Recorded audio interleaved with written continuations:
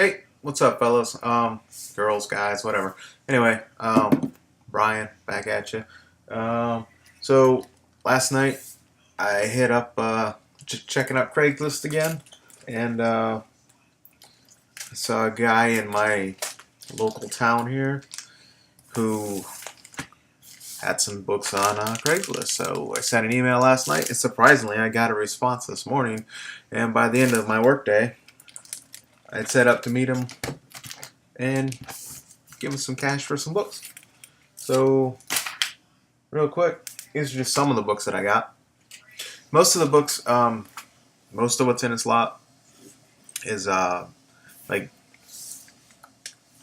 late 80s, early 90s stuff. I got a whole gang of Avengers books from the mid 80s to early 90s, which would have been really nice back when I first started my kick on trying to knock out the Avengers because there was a good chunk there. So I'm probably gonna dig all those books out and either try to move them on eBay or try to do a trade video.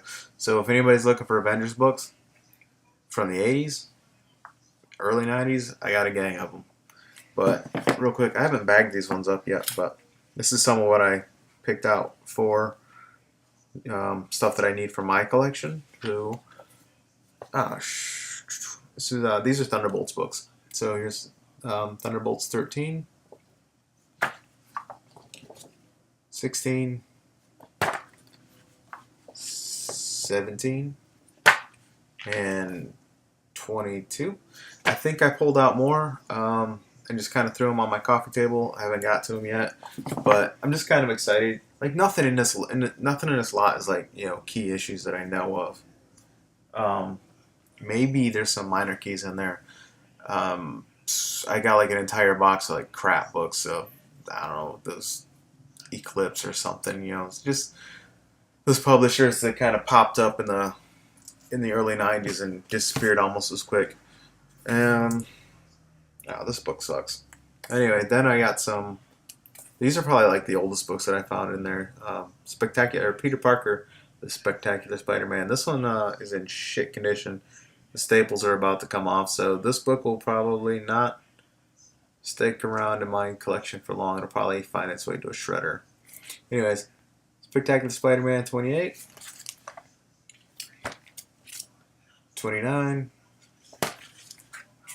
33, another 33, and I think I grabbed it because it's stuck in the same bag as this 34. And 35, 37, 45, 46, which is in kind of poop shape. I found a bunch of some Valiant books too. And here's a Shadow Man. I don't think I need it, but I just think this is it's one of my favorite Shadow Man covers from back in the day.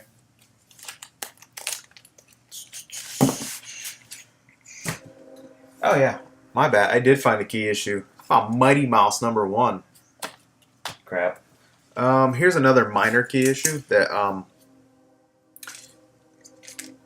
I only even noticed it because I saw Mercenaut's video recently where he mentioned this book. It's Stars and Stripes 0, and I believe this is her first appearance as Stargirl. So, you know what? I may even have bought this book back when it was on the newsstand because at the time that this stuff came out, Marvel was really kind of, I don't know, I guess they were kind of lacking in my opinion, so I would occasionally stray into DC and I may have picked that up. Now, here's a book that I picked up just because, wow. It's JSA Classified. I'm not sure how many issues there are of this book, but the pencils were done by Amanda Connor, and the cover was done by Adam Hughes. There you go. Sorry about the glare, folks, but it's what you get when you have my lights. There. Okay, that's the best angle I got. So, anyways, Power Girl on JSA Classified #1. Haven't read it yet, but it's a beautiful cover. Oh, and I found this book that I don't have, and it's shiny, so it caught my attention. It's Web of Spider-Man 17. and it's a flip book. So there are 2 covers. Now this next book is The New Mutants '87, but it's a reprint, so it's the gold version. I might already have a copy of this, but this is something I would normally pay for. But since I'm making an effort to complete the New Mutants run, and I already have the first print of this. I guess it's not. I guess technically to have it all, you gotta have all the printings of the books. But so I will hang on to this one just because it will fill that hole. Now this next little stack, I've already bagged them and boarded them. The reason that these caught my eye is because they're. I have a couple of these. I think I have like 1 and 2 and 3. But I think at the time that these came out, I may have gone on a deployment and missed the rest of them. So I have Leave It to Chance number 1, 2. These are by Paul Smith, who I've really I've mentioned him quite a few times when I was showing off some X-Men books. It's one of my favorite X-Men. One of my favorite artists as far as guys that worked on the X-Men in the I think it was the early 80s. I'm pretty sure.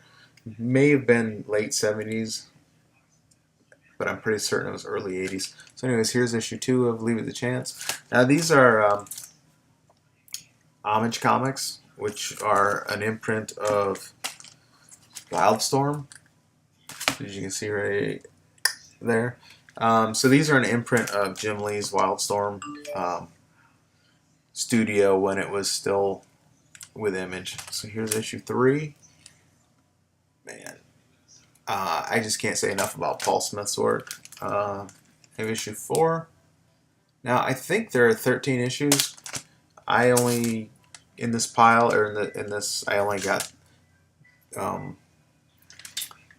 the first 12, or maybe it's only 12, and this issue has a free comic book day issue or variant. So free comic book day number 5, if you find that, let me know, man. I might trade you something for it. Here's issue 6, and again, I really love Paul Smith's work. Here's issue 7. It's nice and clean. Here's issue 8.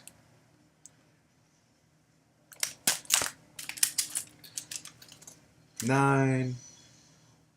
And all of these books, I've got to say, they're VF near mint easily. Probably in the 6.6, 0.8 range for some of them. This is issue 10. But then, I'll probably open them up and find pages fucking missing, You know how I am with, ooh, I like this. It's awesome. Here's issue 11. Apparently, pirates can't skate. And here's issue 12. So that wraps up Leave It to Chance. So basically, this Craigslist haul for me consists of busting my ass after I bought them to haul them up the 3 flights of steps. What did I haul up 3 flights of steps? 10 long boxes, people. 10 long boxes. And it's a nice day out today here in Northern Virginia. Problem is when the door downstairs shuts, it's hot as fuck in the hallway, in the stairwell. So, yeah, I was sweating my ass off. I took 2 showers after I was done with that. You ever work out and take a shower and after you're done you're still sweaty because you're still freaking hot? Yeah, I did that immediately afterwards and waited about half hour, jumped back in the shower to actually get all the nasty sweat off me. So yeah, I got 10 long boxes from a guy. He's an older dude, which means he's fucking old because I'm 40. And I paid him $300 for him. Now, the cool thing is he doesn't collect comic books. He doesn't care about comic books. His brother collects comic books, and they do this thing where he buys a bunch of books, his brother goes through them, and he sells the books for, I guess his normal MO is to sell a long box for $50. So I think I did better than that. I think I ended up, if we go on the average of 300 books per box, because a lot of the books weren't bagged and boarded. So I'm looking at about 3,000 books for $300. I'm looking at about a dime a piece. So yeah, it's not bad. The only problem is a lot of the books are like poop.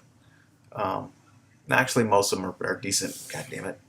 Most of them are decent books. There's a lot of DC, a lot of Teen Titans, a lot of Marvel books. Not a whole lot of Image books, which I'm surprised being as the era most of these books are from. Overall, I think I made an alright purchase for $300 for 10 long boxes. I think, you know, if I can't move them on eBay, then I will try to find a flea market where, dollar bin or dollar books or 50-cent books, make them $1.75, whatever. I should make my money back that way. So, anyways, folks, thanks for wasting another 10 minutes, or I'm sorry, another 11 minutes of your time by watching my silly video, and you guys have a good night.